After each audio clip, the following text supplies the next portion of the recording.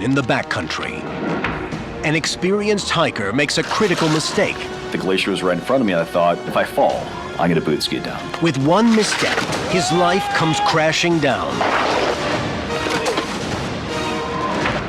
It didn't feel real. It felt like I was in one of those dreams, truly that you just want to wake up out of. Badly injured, racked with pain, and at the bottom of a crevasse. I'm still alive. He faces the greatest challenge of his life. You guys, if I don't make it out, I love you. His epic fight to survive. In the wild, when things go bad, they go bad fast. Without warning, your life can hang by a thread. Adventurer and survivor Craig DiMartino fought back from his own wilderness disaster to reclaim his life. Now Craig meets other courageous outdoorsmen who beat the odds and return from their own fight to survive.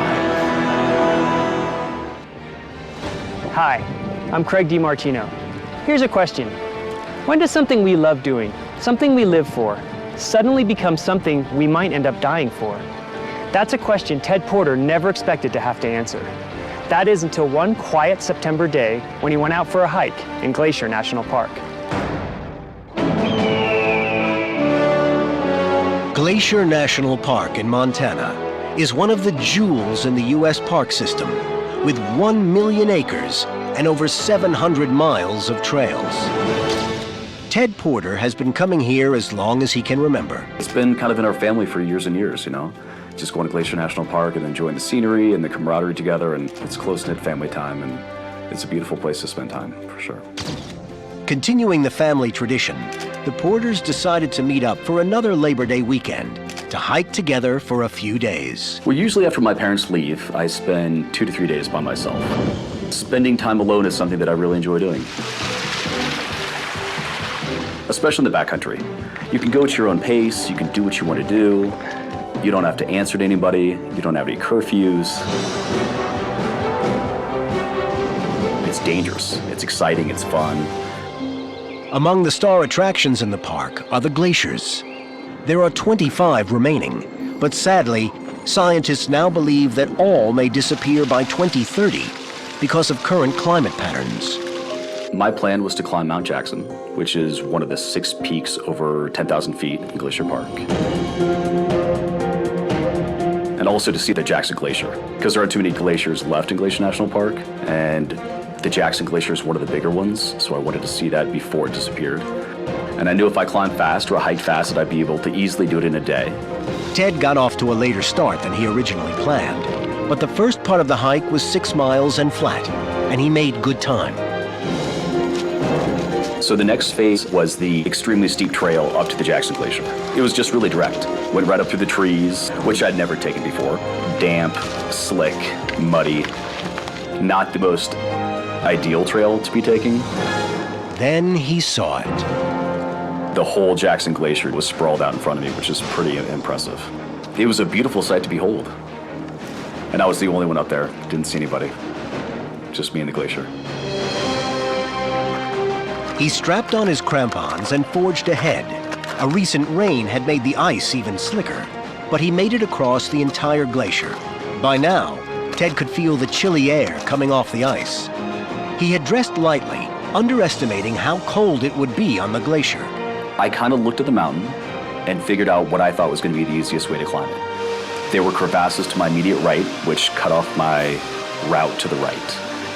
I saw a rock rib on the far side of the glacier that looked like it led to the very top of Mount Jackson. So that was my destination. Okay, so I just came across the whole glacier. Some amazing ice fall. A huge crevasse right there. Trying to figure out how to go that rock rib and take it to the top. Oh yeah.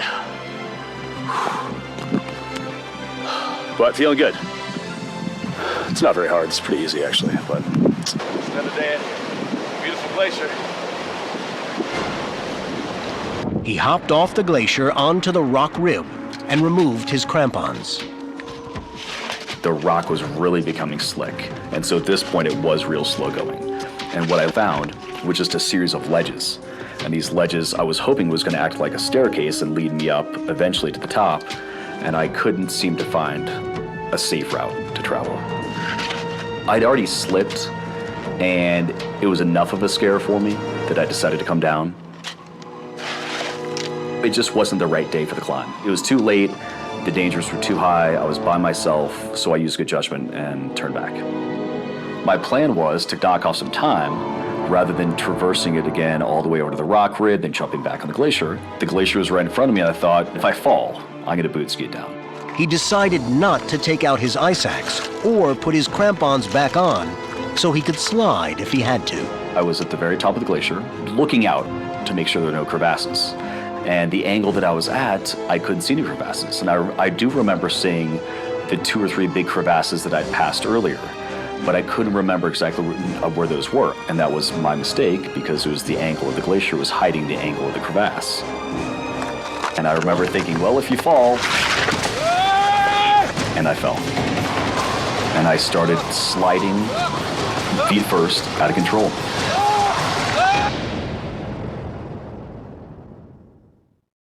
Ted Porter was an experienced hiker, but when he attempted to descend a glacier, he lost his footing and started sliding out of control. Couldn't stop myself. I tried as hard as possible, digging in the heels of my boots, digging in my ski poles, and I was just barreling down the glacier. I thought everything was going to be okay, and this huge crevasse just appears. That made my stomach drop.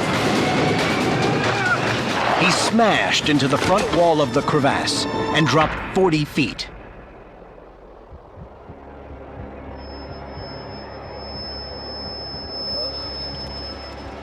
It didn't feel real. It felt like I was in one of those dreams, truly, that you just want to wake up out of. And then the pain. And the pain was undeniably terrible. I knew that I was in bad shape, really bad shape. Ted was paralyzed with pain and quickly realized he was in desperate straits. I've always had a question of, if you're facing a life and death situation, who would you say goodbye to? And I found out. And I found out the hard way. Mom and Dad, I fell in a crevasse.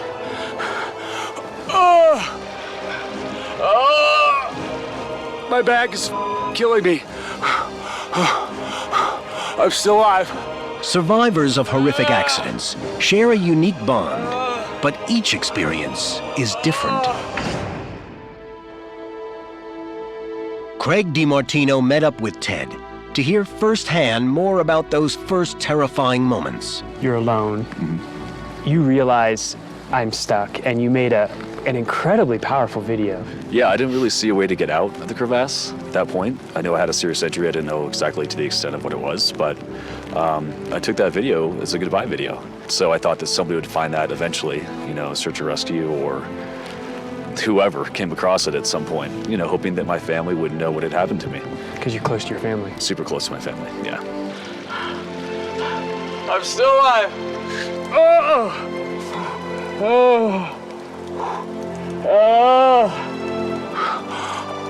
You guys, if I don't make it out, I love you. I'm not kidding, this is no joke. Okay.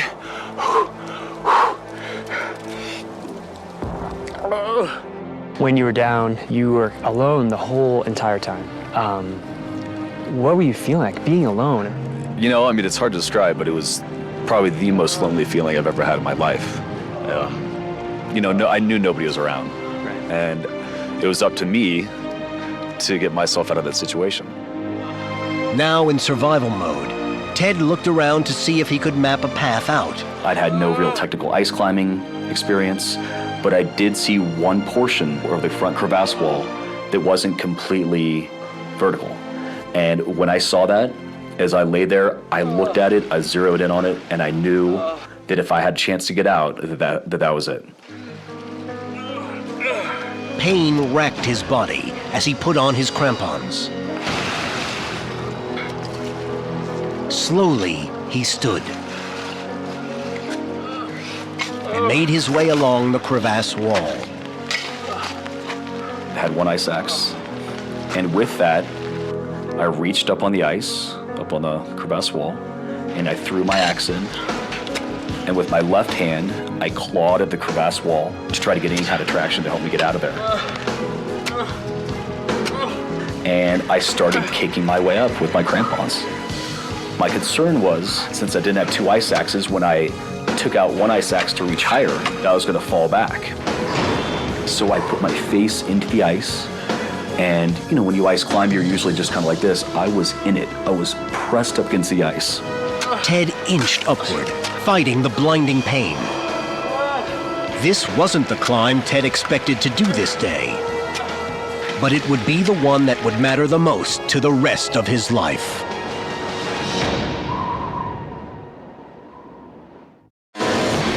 Ted Porter has fallen into a deep crevasse and severely injured his back. Now he's desperately trying to climb up the icy wall.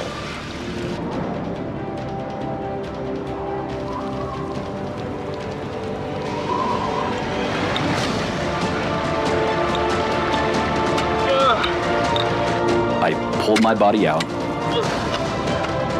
and I was in the fetal position because I was in such bad pain, and with my ice axe in the snow to hold me.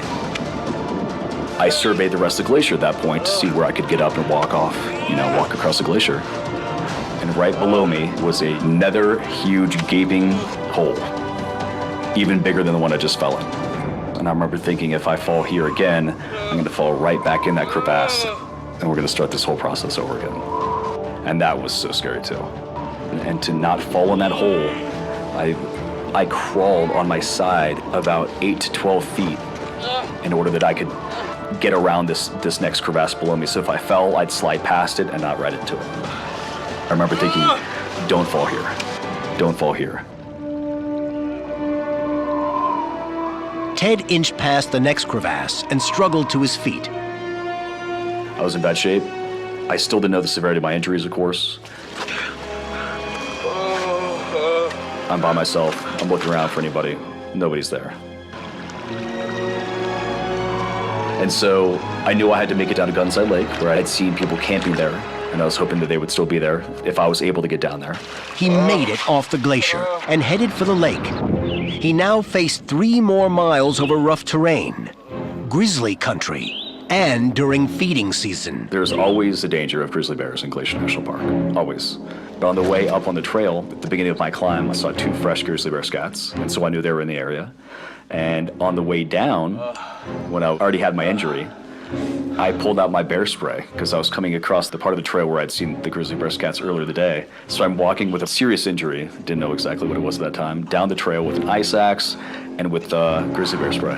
And I remember thinking, you know, if I run into a grizzly bear now, it's been that kind of day. A few hours later, the meadow around Gunsight Lake came into view, along with a group of campers. I remember I asked them, I said, could you help me? And they said, what happened? And I said, I fell into a crevasse on the Jackson Glacier. Crevasse? What? Yeah. You know, and I've walked down here to try to get help. I need some food, some water. Okay. What do you plan to do? I said, I plan on hiking back another 6.2 miles to the road to try to get help. I don't think that's a good idea. Look, why don't you come sit by the tree and we can talk about it? Okay. Okay. Oh. What were you feeling when you saw them? I knew that I wasn't in the clear yet, but it was a huge relief just to have somebody to talk to and to tell somebody what happened, and hopefully they could help me.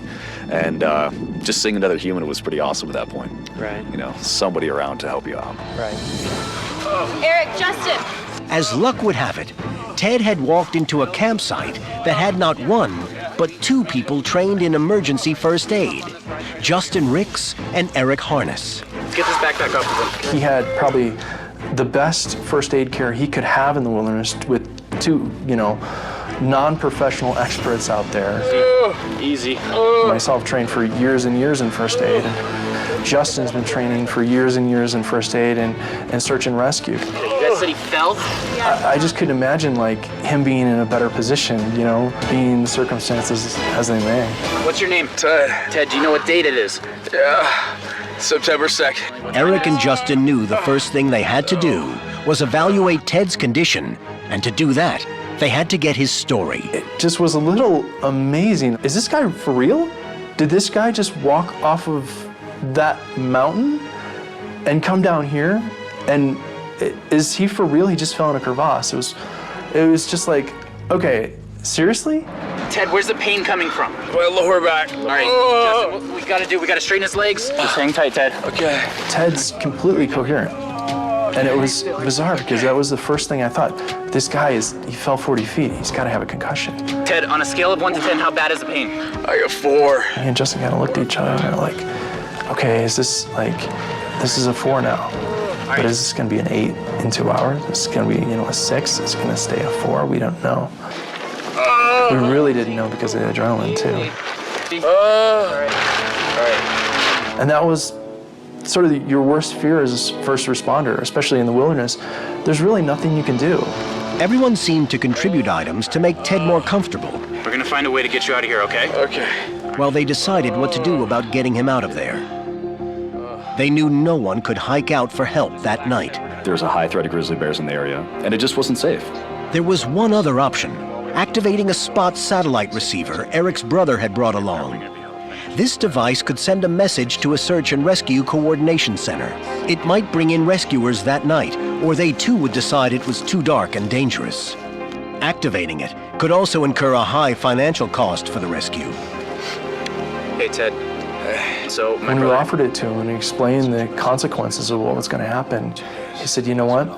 I'm comfortable with your decisions. I think you guys are doing a great job, and I don't think I need it. I think I can wait. Yeah, let's see if we can get you a little bit more comfortable then. Okay. Yeah. Throughout the night, I didn't sleep a wink. I knew my situation. I just couldn't get any sleep at all. I tried. The pain was so bad. Just as the sun was barely beginning to rise, 3 of the campers started the 6-mile hike to the road. At about 6 or 6:30, when the 3 people hiked out to go give me help, this lady, Janet, she came over to sit with me. And she sat with me for hours on end. And she held my hand. I know it's been a rough go, but I want you to know we've got people out there getting you some help, okay? Okay.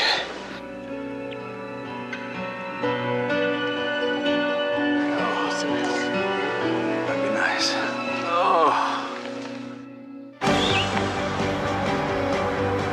We should be back soon with help. I think it was about 10 o'clock.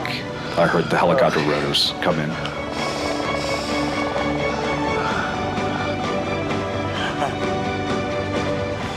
I was super excited. I had a feeling it was for me. And it circled. Then it circled again, got lower, and it circled again. And Janet looks at me and she goes, That's for you.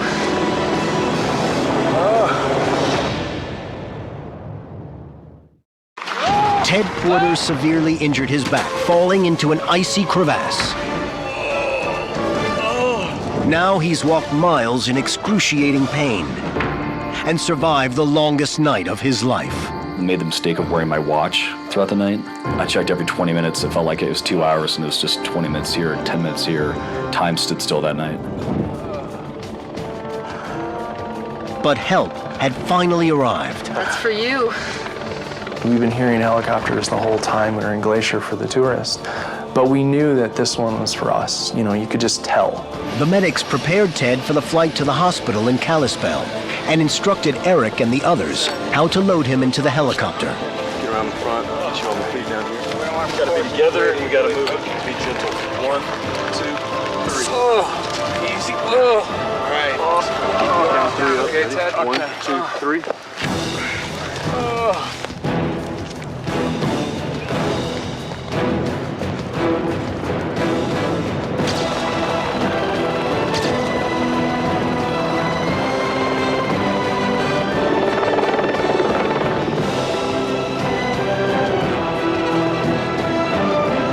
So after the helicopter left, one of the odd things was, as we're sort of like breathing this sigh of relief, it swings out above the glacier and over the mountain. It was like, okay, that's kind of symbolic. At the hospital, Ted was told he had 2 injured vertebrae, one fractured and the other smashed. A bone fragment was pushing into his spinal cord, and if they didn't operate immediately, he could be paralyzed. After Craig DiMartino's fall, he was pretty much told the same thing. How did Ted take the news? What are you feeling at that time? How are you even addressing that? You can't believe it. It seems surreal, but it's true. That you go from walking 1 minute to not walking the next, and it's a really hard thing to listen to. Were you telling your family at that time? Were you talking to them on the phone saying, oh my gosh, this is what's happening? Yeah, I told my family that if I didn't get the emergency surgery, that partial or full paralysis was a huge possibility, and they were just as scared for me as I was. Right. So it was also surreal. It's also quick, you know, how fast it happened. From walking completely fine to not walking at all. Right.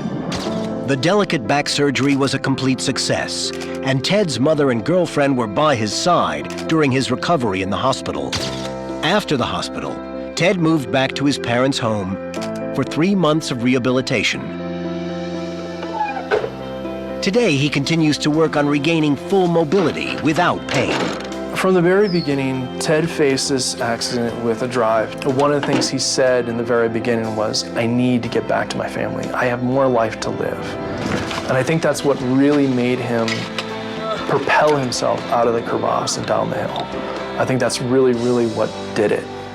Well, the doctors say I'm one of the luckiest guys they've ever met. They say that based on what happened to me, that I'm lucky to be alive. And not only lucky to be alive, but lucky to be walking. The alternative for me was, if I didn't get out of there, I was gonna die. So for some reason, luck, drive, you know, whatever you want to call it, something got me out of that crevasse. I didn't want to die.